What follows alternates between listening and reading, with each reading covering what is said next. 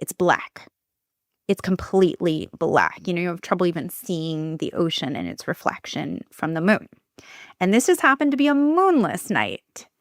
I can't emphasize enough that it is pitch black. And that has this disorienting effect on Seems very anyone. ominous. And Doesn't it? yes. And you're at war.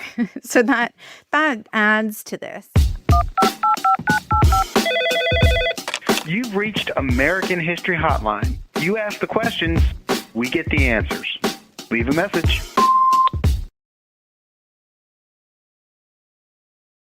Hey there, American History Hotliners. Your host, Bob Crawford here. Happy to be joining you again for another episode of American History Hotline.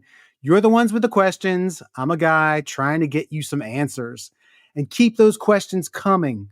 The best way to get us a question is to record a video or a voice memo on your phone and email it to americanhistoryhotline@gmail.com. That's americanhistoryhotline@gmail.com. And remember, we're American History Hotline. I love the Ottoman Empire as much as the next guy, but there's plenty to talk about on this continent. And today's question is about JFK and his service in World War II. Now, there have been several presidents who have served in the military. They've served their country in a military uniform. Of course, George Washington. I think of George H.W. Bush. And famously, John Fitzgerald Kennedy. And we could talk about Monroe and Andrew Jackson. And, there's some good, bad, and the ugly in there. But today we're talking about John Fitzgerald Kennedy. And I can't think of anyone better to answer this particular question than Alexis Coe. She is a New York Times bestselling presidential historian. Her books include You Never Forget Your First, a biography of George Washington, and her forthcoming book is entitled Young Jack, a biography of John F. Kennedy, 1917 to 1957. Alexis, thank you for joining us today. I'm so happy to be here. Okay, our question today comes from Linda in Spokane, Washington. I heard that JFK saved someone's life during World War II. Is that true, or is it something to make him sound good? Alexis, before you answer this question, can you tell us what JFK was doing during World War II and where was he stationed? I love this question because over time in our collective memory, I feel like JFK has become a president who we remember as a really good-looking guy from a rich family with an even better-looking wife who was so stylish and never took a bad picture. And we have somewhat dismissed or forgotten the more substantive parts of his biography. And this is one of these stories where it is amazing every single time I revisit it. He definitely saved one person's life, and he saved far more than them. And I think we need to start at the very beginning by saying that JFK should have never been in the army at a time when people were claiming shin splints and all kinds of excuses and drafting the Dodge. He was working to get into the war. He tried and was rejected because he had all kinds of illnesses. He was plagued from a young age, and he was in relatively good shape for him by this point in his life. He had graduated from college. He had published a best-selling book. He had dabbled a little in Stanford, in business school. He was kind of figuring out what he wanted to do. And of course, that's a part of being young, but also the country is on the brink of war. Europe has been at war. And he finds someone who will let him in. There's a doctor who just sort of glazes over everything. But at first, he is stationed in D.C., much to his chagrin, except he does have a really great love affair, of course. But he's stationed, and, let's remember, he is a young, good-looking, rich man who has not had to say more than hello to a woman since he was about 15 to have a great love affair. So he is in D.C., and he is doing intelligence work, and he's very, very good at it. But things happen. The woman he is with once took a picture with Hitler. That didn't go over well. He is transferred and he ends up going to the Solomon Islands. I've got to ask you and briefly interrupt you. Like, why? This is a man, a wealthy man. Like you Hmm. say, a good-looking, handsome, wealthy man. He didn't have to go to war. He did not. Why did he want to fight so badly? Well, I think we also have to invoke this Kennedy curse, and this is a great opportunity to say that I don't think it's a curse. I think you just pointed out why it seems like it's a curse. There's no reason for it. He did not have to go. He did not have to lie in order to go, or I guess be complicit in lies about his health history to go. But he was determined, one, because it was, he's a young man. All his friends are going. It's a little weird not to. You seem like a coward. It's not a good look. And he also, of course, does have aspirations for high office. It's the thing everyone's doing. They bomb Pearl Harbor. This Right. is the first time America has been attacked since the British burned down the White House. It's a big deal. Here he is. He's in D.C. He falls in love. Maybe he has a fling, Yes, he and does. she is kind of linked to Hitler, or at least she met Hitler. Mhm. You know, how does he make that transition to where he eventually winds up? He is very much removed from the situation. A part of it is that his dad had just been the ambassador to the court of St. James, and he had been the And this is first Joe Kennedy. Joe Sr., a controversial figure. And certainly that was an ambassadorial disaster because he was someone who said, let's listen to what Hitler has to say. This is obviously, at this point, people know Hitler's not so great. Fascism is problematic. But Joe Kennedy, a lot like our current president, was sort of a stone cold business guy. And he was all about the numbers, not moved by moral or other obligations. And he's also, though, very tied in, even though he has to give up that post because he undermines FDR at every turn. So he's been recalled, and JFK, though, has already had these different feelings about the war, and he had, as the son of an ambassador, been exposed to so much and really taken advantage of it. That's how his thesis became so. It did become significant at the time. It quickly got aged, but he talked about why Europe was so slow to react to what was clearly an invasion because Hitler had gone against the Treaty of Versailles. So from World War I, he had invaded several countries by that point. And he talked about why that happened and why Europe was so ill prepared for this. And that was that was informing him. He was really interested in this stuff. So he was really good at intelligence. The love affair, poor Inga, she literally took a picture because she was a journalist and she was very pretty and went to the Olympics, and Hitler was like, I like pretty blonde girls, come sit next to me. And then that kind of really ruined her life. I do believe he loved her. I really do. And she's often also dismissed as some sort of weird European tutor of sex. But by that point, as I've already said, he had no issue with that. He was well versed in it, but he did really love her. And that's what's interesting about that relationship. And I've discovered all sorts of interesting things about that because it is so easily dismissed, usually. So he's removed from that situation. That's not to say they break up. They still have some rendezvous. And it's a real I'm 22, we're both in our 20s, and what are we going to do? Are we going to get married and have babies, or are we never going to speak again? It's a lot of the transcripts are familiar to anyone. We have transcripts because, J. Edgar Hoover was listening. So that's fun. So, and he's listening because this is the son of at this Yes. point, former ambassador, and Yes. a very important American businessman who may be partial to Hitler in some ways. Sure, but they're also listening because they're trying to figure out, is she a spy? What is going on here? She's not. She's certainly got a messy life aside from Kennedy, in terms of a lot of details to work out, which they quite enjoy listening to. But it's not. It is not what it's made to be. So they're separated. Kennedy is still struggling with various health issues. He has several bouts in the hospital during this time, but he's Yeah, really let's talk about these health issues yeah. because these seem to be a factor throughout even his presidency, his Yes. whole life. So Mhm. what are they? What are these health issues? They start when he is about 2 years old. And there was a joke in the Kennedy family where, if a mosquito bit Kennedy, the mosquito got sick. Well, you think that's actually true, but basically he was susceptible to everything. But at the same time, he was allergic to dogs. He loved dogs. He still was around dogs.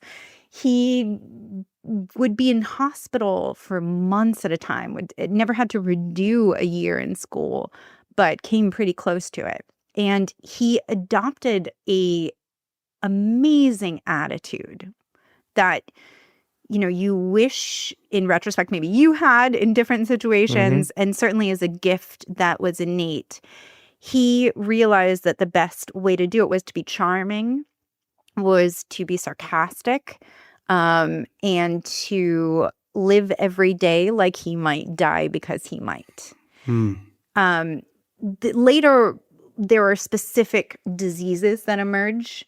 But at this point, we have to go with what he knew at the time. And what he knew at the time was he had back issues. He had this issue, that he couldn't play various sports in college. He really loved to play football. He loved to swimming, helped his back quite a lot. But he really just has one of these constitutions where he could be felled by anything, which is what makes the following story even more impressive, but it would be on its own.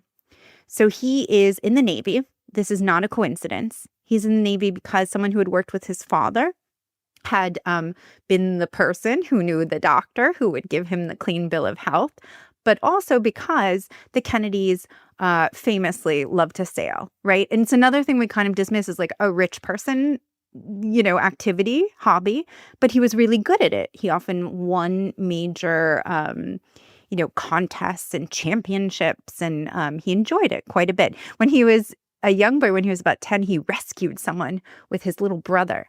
And at the time, actually, his grandfather, Honey Fitz, who was the first Irish mayor of Boston and was in Congress, was his political career was also, it was undone by a woman who went by Toodles, but that's for another day. And he at the time, though, it was like, Honey Fitz's grandsons make amazing rescue. So it's not his first rescue, what the story we're about to tell. He is put in charge of this boat, which is called PT 109. And the 109 is the name of his specific boat. But there are boats, with PT dash other numbers. So And where are they in the Pacific? so in the Solomon Islands, and so that's in the Blackett Strait. And so remember that World War II, we often think about it, oh, this is Germany. It's not. We're also fighting. Of course, we've been bombed. Right, So two fronts. right. And even possibly more, if you really think about it. So, and what they're doing is they're patrolling, and they're also looking out for what's known as the Tokyo Express. Now, that's a Japanese navy. And there are about 3 huge destroyers that are acting as sort of guides or transports. They're escorting, important war materials back and forth. Kennedy is out there. It's in August. The year is 1943. And he's in this small, what we call a small craft. I've learned a lot about Yeah. boats. And this is a small craft. And so I'm saying that, I'm emphasizing it because, Yeah. if you have everyone on the deck, there were probably 12 men and, some rifles, obviously more than that, different guns, things, but we're not talking about something that can compete with a major vessel. And he is around the Solomon Islands. It's the middle of the night. It's the first night in August. particularly in the middle of oceans, it's black. It's completely black. You have trouble even seeing the ocean and its reflection from the moon. And this has happened to be a moonless night. So it is, I can't emphasize enough that it is pitch black. And that has this disorienting effect on Seems very anyone. ominous. And doesn't it? yes. And you're at war. So that adds to this. And so PT 109 is one of many PT boats, and PT stands for, patrol torpedo boats, that is there on a mission, which is to, engage with Japanese, with, the enemy, and hopefully do some damage on this Tokyo Express. And he has a small crew. They're men of about the same age. He has a little bit of a higher rank, and he had a higher rank than his brother going in, who had already been in the army for a while because he had no health problems. He was like the golden child. It is a dark, hot, humid night in the Pacific Ocean near the Solomon Islands in August of 1943. It's pitch dark. You can't see your hand in front of your face. About 12 young men, 20 to 30-year-old American Navy sailors are on this ship. And what is about to happen? August 1st, 1943, and it's about 2 a.m. And there are just a few PT boats left in this area because they have not been successful at getting at this Tokyo Express, all these Japanese Navy vessels. And PT 109, Kennedy's boat, is one of these. So he is rendezvousing with these other boats. There are, I believe, 2 other ones, and they are, spread out. So they're not right next to each other. They're in this strait, and as they get, it's 2 a.m., it's 2:15, it's 2:30, they're taking shifts. It's not like everyone's sleeping at the same time. And they start to see there is something. They can hear something and they can see something, but they can't make out what it is or how big it is. And so Kennedy, who's there, and his crew, who's now all fully awake, they think, oh, it's surely just another PT boat. Maybe it's PT 162, maybe it's PT 169. These are friends. And then it was very clear it was not. As it got closer, it was a Japanese destroyer. So this is a much larger ship. This is a much larger ship. And it is not a ship that they can maneuver out of the way very quickly.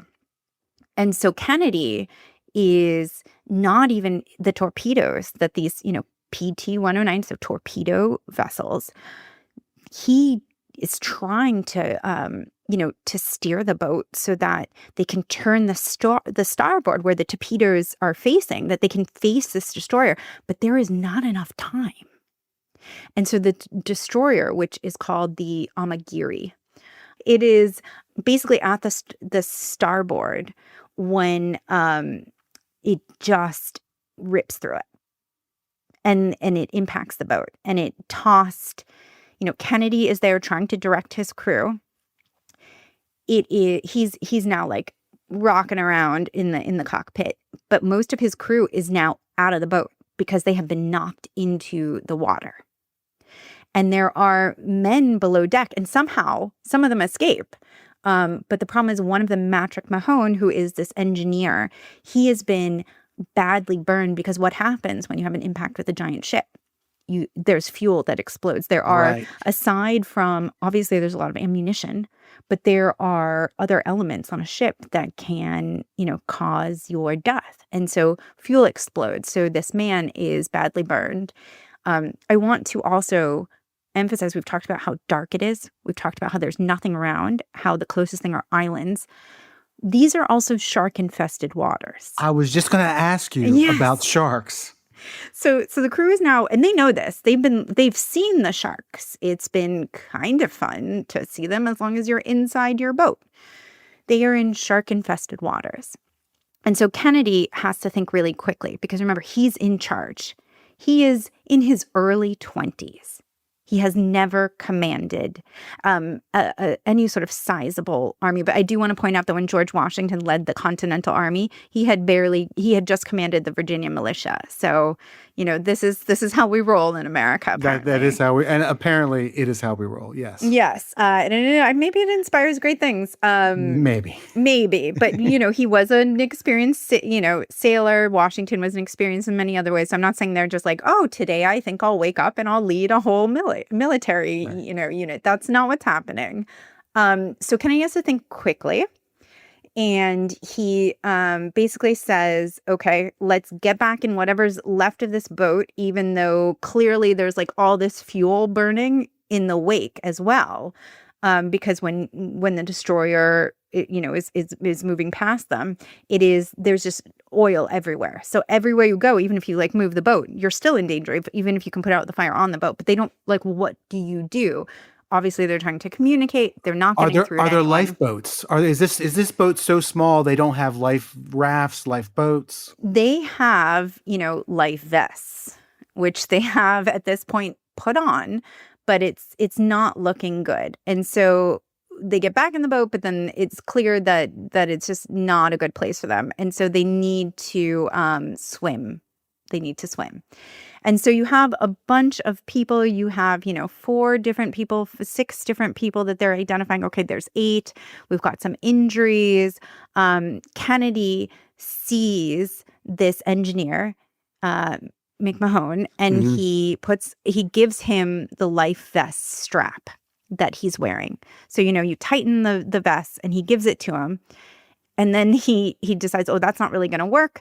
So he puts it on. He puts the life vest on McMahon, and he then puts the strap in his teeth and begins to swim. So that's what's keeping him. He's only afloat through his teeth. Yes, and so remember, and he's they're switching vests. They're doing all sorts of things. So at times he does have one, at times he doesn't. But this is how he is dragging someone who is injured. He is swimming through these shark-infested waters in the middle of the night with no idea if another. Because obviously they know they hit a boat. The Japanese know they hit a boat. And so he has no idea if more people are coming, but he is swimming with this man, and they decide, okay, they're heavy fumes. They've all swallowed gasoline. So some people, people are falling left and right.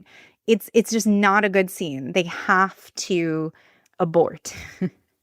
And so they've got to seek land. They got to get out of this situation. So Kennedy, he was at the swim team, he was on the swim team when he was good, feeling good enough, but he was decent. He always swam a good deal. They had, if you know anything about the Kennedys, they're associated with Cape Cod and also Florida. He's a good swimmer. There's no question about that. So and also imagine the adrenaline at this point. Right. And for Kennedy, these other guys, sure, people married before they went off to World War II, even if they were about 19. Everyone was just sort of figuring they had recovered from World War I, but they grew up in the long shadow of that war. So they were aware that it was most likely they were going to die. And of course, this is a different time. So also, if you just wanted to have sex, you probably had to get married. And so they all did. They're all married. So some of them had families already. They could be 20, 24, and they already had 1 to 2 kids back home. And so everyone's sort of fighting for different reasons for their survival. And so they swim. Some of the other men are very good swimmers, but Kennedy's very, very good, except for 2 men who, and this, during wartime, exceptions are made. We already know that Kennedy should not have been there. 2 men literally couldn't swim. And they're in the Navy. They're in the Navy. They're on a boat that is where they're assigned, and they cannot swim. And so they were sort of, tied. They did all this stuff. They were tied to a plank. So imagine the Titanic. There was room for another person. That's right. He did not have to die. And so they do this, and the 7, the surviving crew members, in addition to McMahon and to Kennedy, there are other men. So everyone's kind of doing these acts of heroism, but of course we're focused on Kennedy, who is with this strap in his teeth swimming towards the island. So he gets to the first island, which is adorably named Plum Pudding. Very cute. But who named that island? I think that's the official name. I don't No, but it sounds delicious. The It men sounds like renamed an it. English explorer, some Right. British explorer. Yes. But which probably, suggests it didn't go well from the very Right. beginning. Exactly.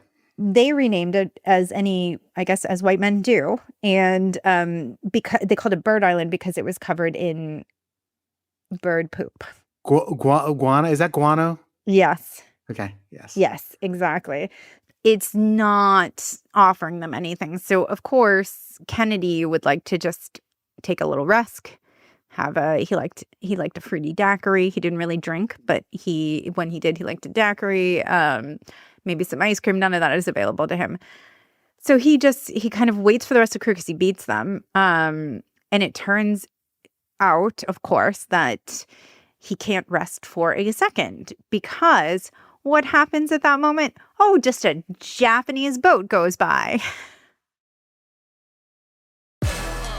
What's up, fam? I'm sports journalist Ari Chambers. Hey, what's up, y'all? It's your girl, Sam J. And we're the hosts of Everyone Watches Women's Sports, a new podcast from Together and iHeart Women's Sports. Because let's be real, women's sports is giving us way too much to talk about these days. The highlights, the rivalries, the breakout stars, the moments that take over your entire timeline. And the conversations that start during the game and somehow keep going all week. Every week, we're breaking down the biggest stories across women's sports. We'll give you our takes, our debates, and probably a few disagreements. We'll talk to athletes, celebrate big moments, and get into what's happening on and off the field, court, track, and beyond. Because we're not just interested in what happened, we're interested in why everyone's talking about it. Because everyone watches women's sports. So if you're already a fan, or you're just getting into the game, there's a seat for you right here. Listen to Everyone Watches Women's Sports on the iHeartRadio app, Apple Podcasts, or wherever you get your podcasts.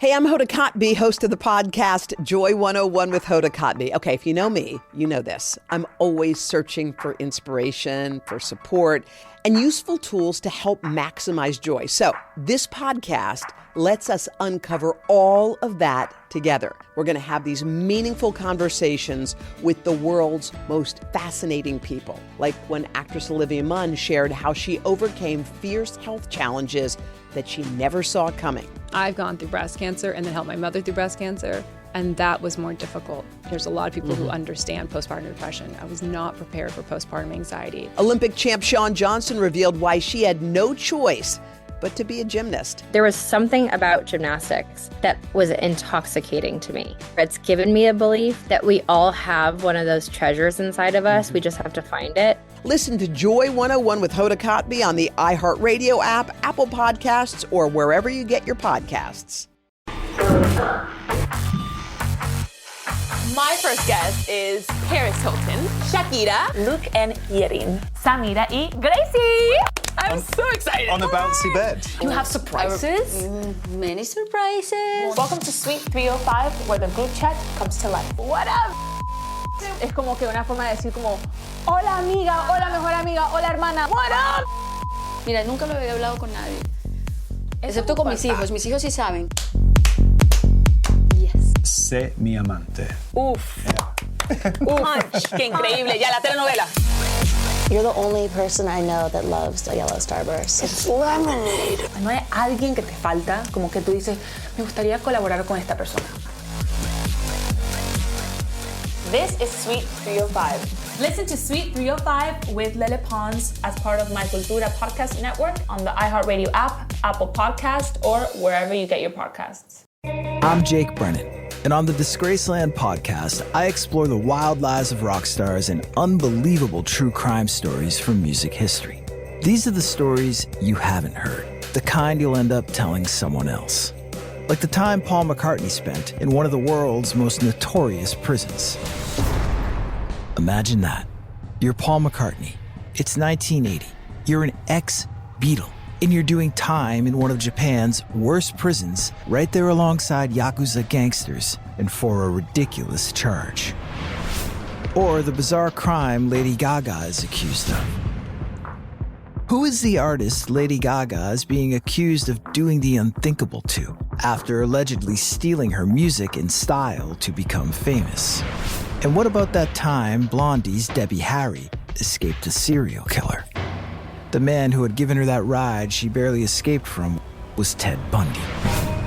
Listen to Disgraceland on the iHeartRadio app, Apple Podcasts, or wherever you get your podcasts.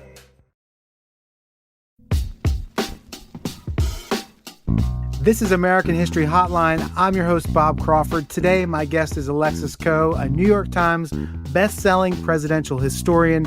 Her books include You Never Forget Your First, a biography of George Washington, and her forthcoming book, Young Jack, a biography of John F. Kennedy, 1917 to 1957.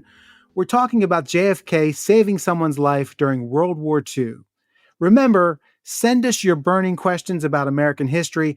Record yourself using your voice memo app on your phone and email it to americanhistoryhotline@gmail.com. That's americanhistoryhotline@gmail.com. Now back to the show. Before we took a break, JFK and the crew of the PT-109 just got shipwrecked and they were stranded on an island. A Japanese boat comes by. What happened next? Well, he's hiding. He's hiding in the bushes. It won't be the first time over the next few days that is happening. They get lucky once in a while. They find, this is not the only wrecked ship. This is a region that has seen war. And so they happen upon a Japanese wreckage and they get some candy. But more importantly, after they, raid all these different things that they find, which is not as if they're just stumbling upon wreckage after wreckage. They're very hungry and very, very thirsty. But they finally get something and they see that there are men, obviously islanders, who are also doing the same thing that they are doing. And this is a really scary situation because these islanders, it's a little bit like, indigenous people in America. You don't know whose side they're on. They really shouldn't be on either side. No one is doing them any favors. But he manages to basically, he gets a canoe. He keeps going to the islands, but he finds two men who had made contact with also the rest of the crew. And he gives them this coconut that they have all written, he writes Kennedy because that is going to make a difference. But I mean, the army is going to go save people no matter if your name is Kennedy or not, and it's possible. And so he gives them the coconuts, but they have no idea if these men are going to give that coconut to a Japanese destroyer, to the enemy, or if the men are going to be like, okay, whatever, and then just toss it and keep it moving. They have no obligation to do so. And they're hoping to get rescued. And finally, they are. They are rescued. So remember, this all started on August 1st. They are rescued on the 7th. So that's not bad. Not bad. Not great. I mean, we're glad it happened. But for me, a quick pickup would have been better. Yeah. Well, if I was in this situation. 6 days being lost, comparatively. Yes. That seems pretty good back in those days. Not bad. So by the time they actually, they're rescued, but they're obviously given some food and water, but they don't really get to a base until August 8th, early in the morning. And Kennedy is recovering, and that's when he is given the Purple Heart. Other people are promoted as well. Leonard Tom, who unfortunately would later die. He's a young man who had a young family. Who Kennedy stays close with, he is promoted, and he also received the Navy and the Marine Corps medal, which is incredibly prestigious. We just don't know about it in the same way as the Purple Heart. But there were these consequences of it that were far-reaching. All these people wrote about it, including, I mentioned that it was Kennedy's, the woman he had loved, the only woman he had loved before, who married someone else, a very well-known journalist at the time named John Hershey. He wrote about it in the New Yorker, and Reader's Digest picked it up. And so it very quickly became a foundational, it was one of the plot points that everyone knew about Kennedy, and it was significant. JFK's aide, David Powers, has written, without PT-109, there never would have been a President John F. Kennedy. What role did the sinking of PT-109 have on JFK's later political career? I mean, imagine a war hero running for office. He immediately comes back, and that's what he does. But we're not just talking about a war hero. He's rich. He's had a best-selling book, and he's a legitimate intellectual in no small part because he is got that sort of like unyielding intellectual curiosity that you can really only, you can't fake. One question after another. Intellectual men thought he was intellectual. So he comes back from war. He's this war hero. He's being celebrated. There are books about him. He runs for office and his grandfather, again, is like this big luminary in Boston. He's already registered to vote in Boston before he left. So they live kind of all over the place at this point. They don't really have a home base, the Kennedys. And he's been, at war, so he really doesn't. But he could have chosen Florida. He could have chosen Massachusetts, where they had a house. Instead, he chooses Boston. And that's because he's a legacy there. But this man campaigns like it's his literal job. And of course, he doesn't need to have a job. So that's good news. Right. And he wins, and he really doesn't get enough credit for how tireless it is. But also, he's got, at this point, 7. His eldest brother, who was also in the army, who was a pilot, died. Did he die before the PT-109 incident or after?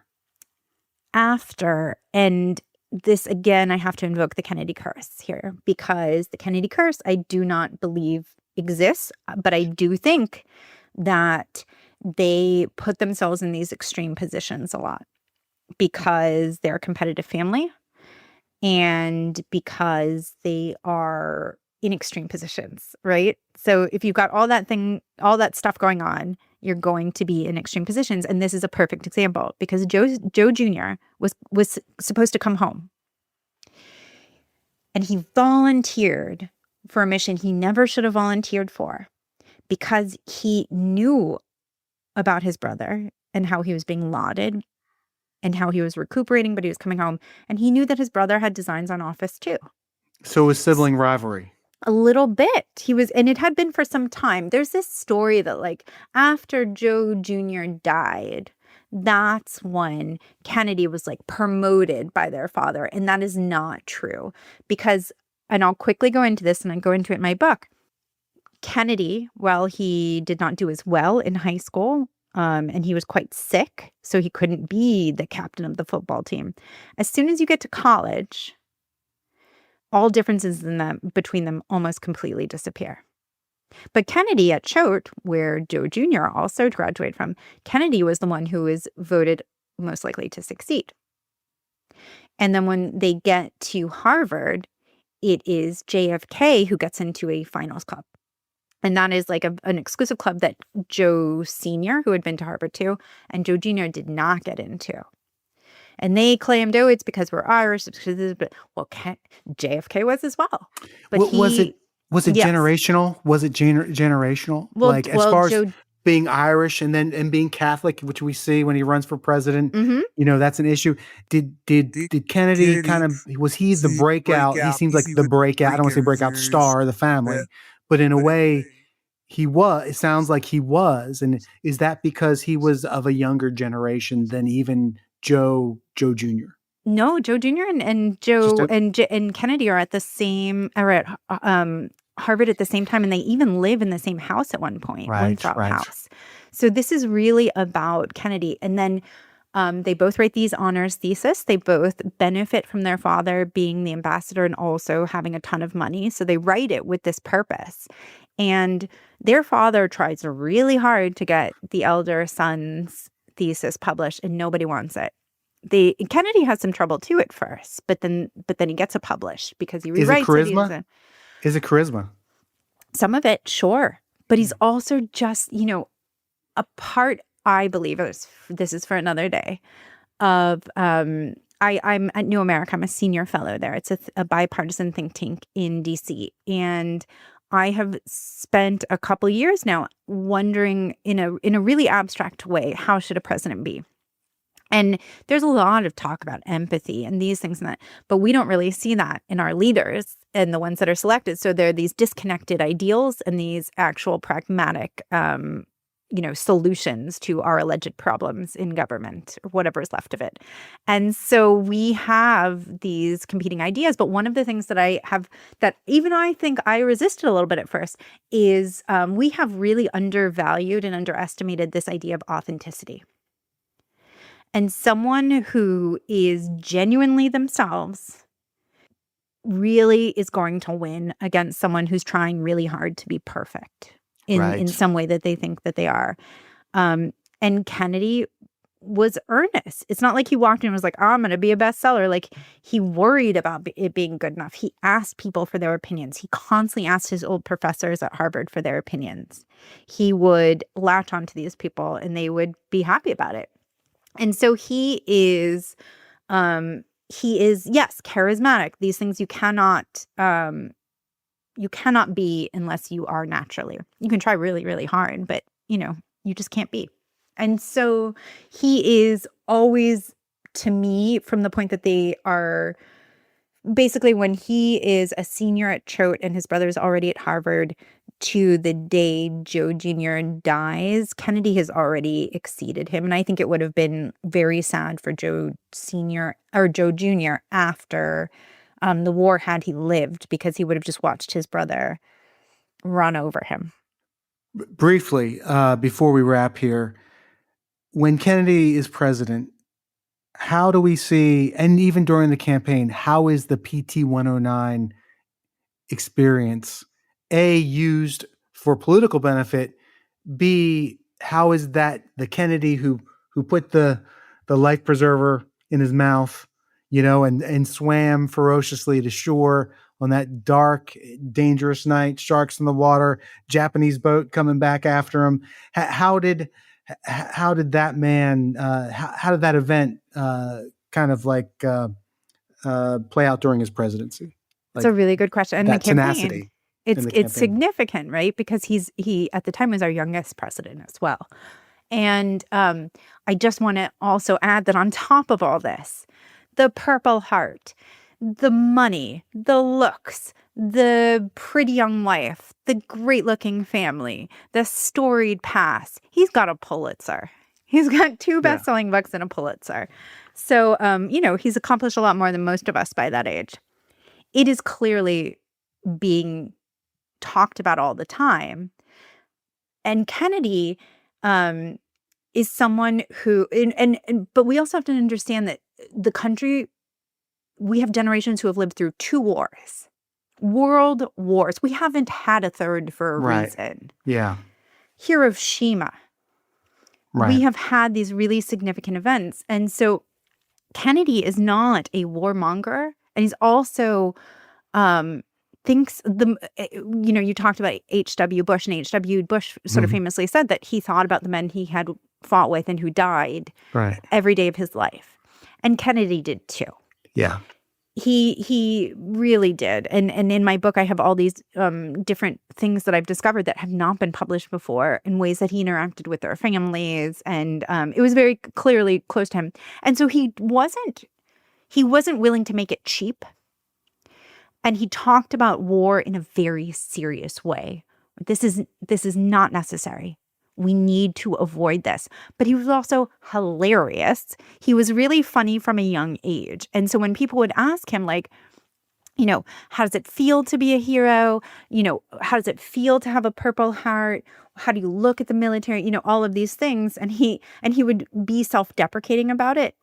But he would have anyway, even because, again, this is authentic. It's authenticity that is one of his really undervalued attributes. He would say, it wasn't a part of my plan. It was involuntary. They sank my boat. Right. But of course, that's not entirely how he became a war hero. So it is one of, it's icing on the cake, but that cake is thick with icing.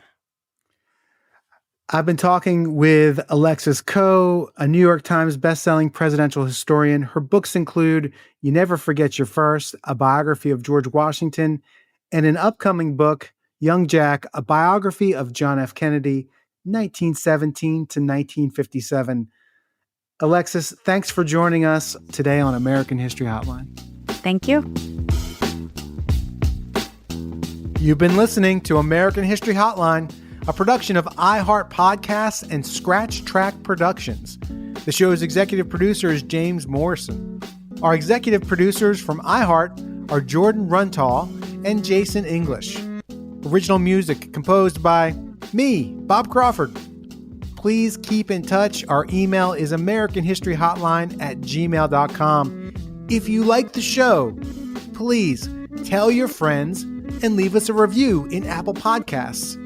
I'm your host, Bob Crawford. Feel free to hit me up on social media to ask a history question or to let me know what you think of the show. You can find me at Bob Crawford Base. Thanks so much for listening. See you next week.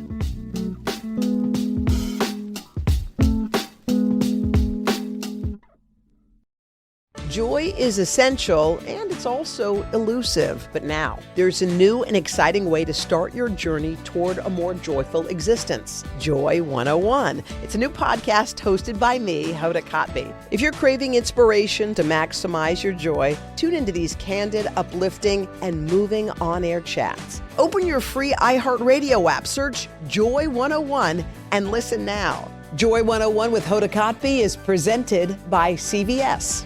What's up, fam? It's sports journalist Ari Chambers. Hey, what's up, y'all? It's your girl, Sam J. And we're the hosts of Everyone Watches Women's Sports, a new podcast from Together.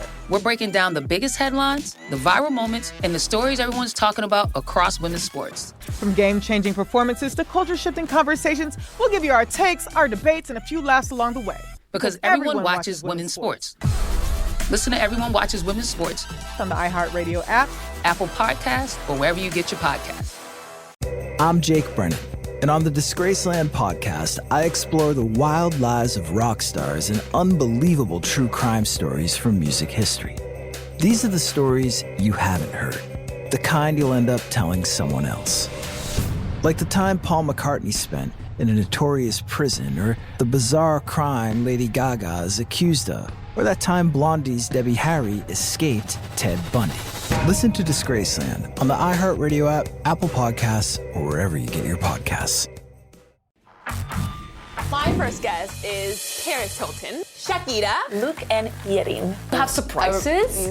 Many surprises. Welcome to the Suite 305 podcast, where the group chat comes to life. What up? You're the only person I know that loves a yellow Starburst. It's lemonade.